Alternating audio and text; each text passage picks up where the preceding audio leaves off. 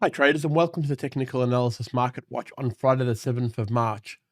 So I've seen a very big week of moves this week, with a lot of the key levels that we were talking about last week all being hit. We've seen a very volatile time in the markets, in the currencies and in the indices space. So we'll jump straight into the charts and see if we can identify any trades for today or early into next week.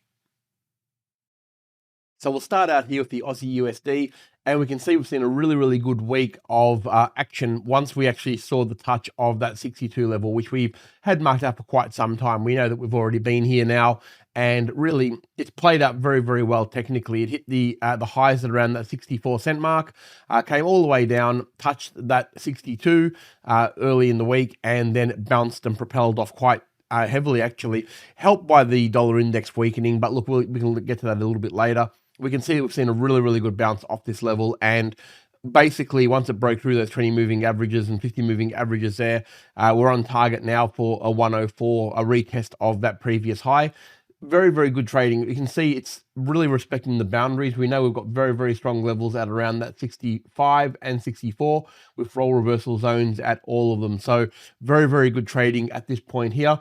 The way you would have got into this, of course, we know effectively how it all works. We know that we've seen the bottom, because it was the previous bottom was very strong. And once we start to see a momentum shift and we get a 20-50 moving average cross, we know we are pretty much good to go off this level. And you can see once it broke through there, came back and retested the 20 moving average, and then off it went. So hopefully you were able to get a hold of some of that move, because it was a pretty easy one, really. Very similar to what we talked about at the webinar on Wednesday night. So really good trading on the Aussie. The level held up, and hopefully you're able to get hold of that. Again, 64 cents is still probably the target. I'm not so sure it's reached it yet. Its potential. So hopefully we can push on a little bit higher.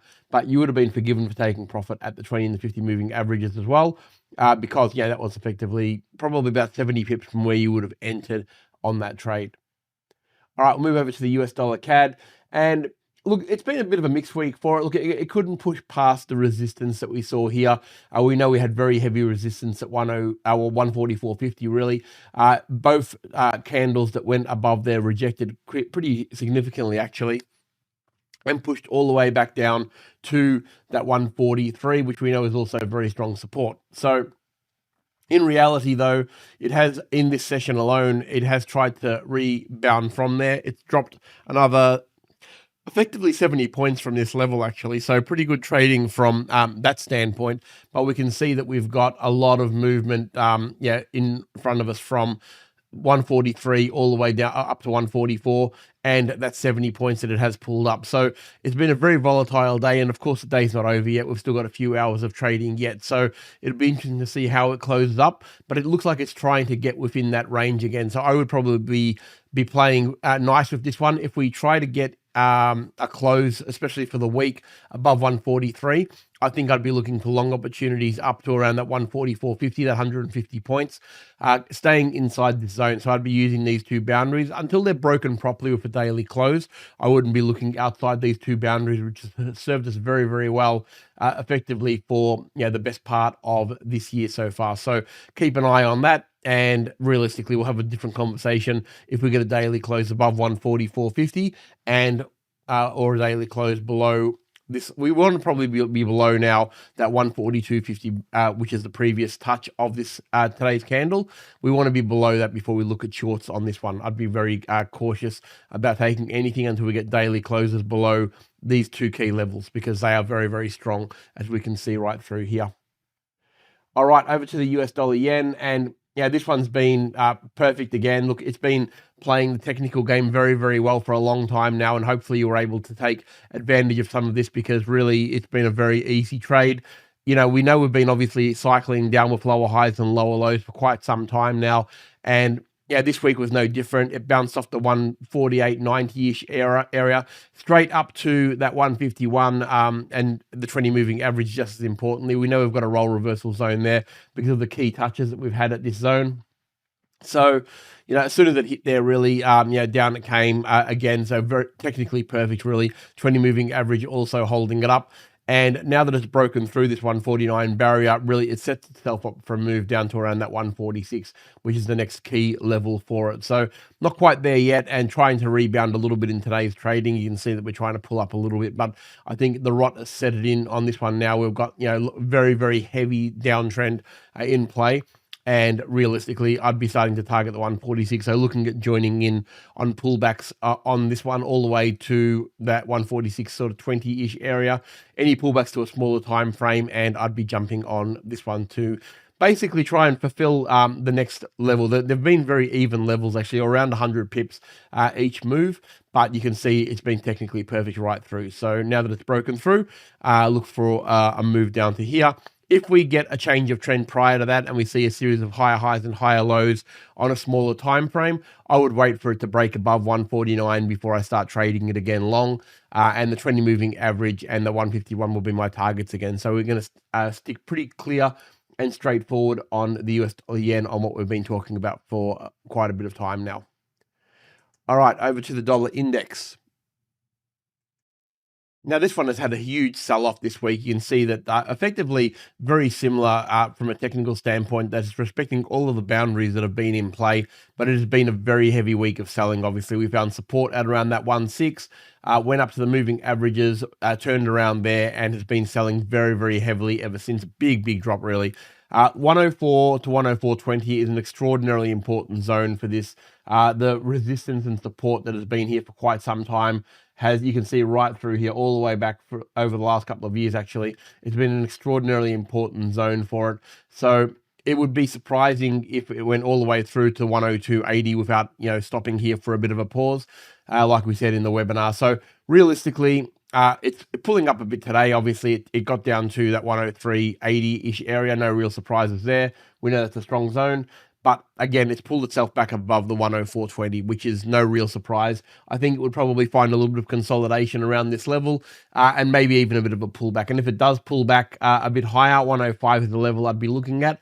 But it's been very, very weak all throughout the last 4 days. You can see that, this candle is obviously a strong one. But again, we've got a little bit longer to go for this session to play out. Once again, it's decoupled itself away from the moving averages. When I say moving averages, I'm talking about the indices as a comparison. A lot of people believe that the dollar index moves in line with what the indices do, but the indices today, we'll have a look at the S&P 500 in a minute, are nearly 2% down. And this one has actually recovered quite somewhat, and it's not far off being almost flat. So you've got to be trading them independently, that's for sure. But a big pullback so far. We'll see how it goes. At its low, it was basically 40 points off this level. So as long as it's staying above the 104.20, I think the euro is the one we're going to be trading. So we'll go to it now. And obviously, this has been a huge move. We've seen the bounce off, like we said in the webinar on Wednesday. You can see that we're always setting up for a really, really good move, and it finally broke through and got out of there. It's traded all the way up to 108.50, which was our initial target, actually. We talked about that on Wednesday. It's rejecting a little bit now, just similar to how the dollar index is actually pulling up and trying to get above that 104.20. No real surprises here because this is a very strong zone for it. So, very interesting to see what it does from here. Wouldn't be surprised to see it pull back all the way to around that sort of 107 level. That wouldn't be a bad thing either. We don't want to see a runaway trade in markets. We want to see, something that is actually sustainable and tradable. So reasonable trading on the euro. You can see even on a 15-minute chart, although it looks very aggressive, all the things we talk about every single week have played out. You can see here, this is the big run up that we've had. Pullbacks to the 20 moving average all the way up. All of those opportunities to get in on this trade. So even though it looks like it's very, very aggressive on a daily, it was very easy to trade, even though it's basically two huge candles up. There's really no reason why you wouldn't have been able to join in on that once you knew the direction it was going. So look for probably a little bit of a reversal around here. Even back to 107 wouldn't be the end of the world. It's a pretty strong support zone. And if it lands there and finds consolidation and then starts to work its way up on the smaller time frames, not a bad trade to get back up to the 108.50 as the initial target. Would not look at shorting this in any way, shape or form. And finally, over to the US 500. Look, a very, very big week of selling. You can see that now. Two big rejection candles over the last couple of days. I will note that they both recovered significantly in the latter part of the trading. So it'd be interesting to see how this candle goes. We've still got a couple of hours left in this session. If it does close below these lows, I'd be looking at weakness all the way down to the 56.50 at that point. It hasn't done it yet. We're really looking for a weekly close below this level. A weekly close, if we're trading below, say, 57.20 on Monday morning when the markets are getting going again in the US, I would be starting to target the 56.50 as the next target.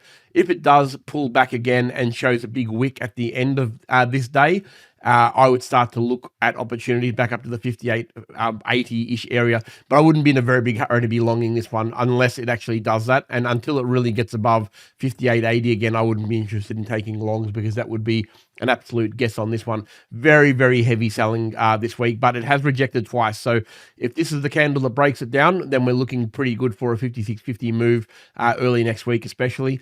But let's just see how it closes out, especially the week. This is one where you want to watch the week close out. If the week is trading at the end of it below 57.20, I would be looking for this move early next week. But if it is back above the 50 to 80 area, then we're looking probably long opportunities back up to around that 59.80 to 6,000 level next week. So really dependent on the weekly close as to which way we go with the US 500, but very, very aggressive selling.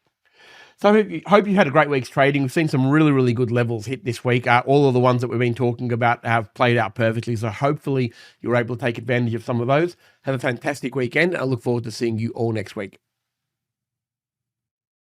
If it does pull back again and shows a big wick at the end of this day, I would start to look at opportunities back up to the 58.80-ish area.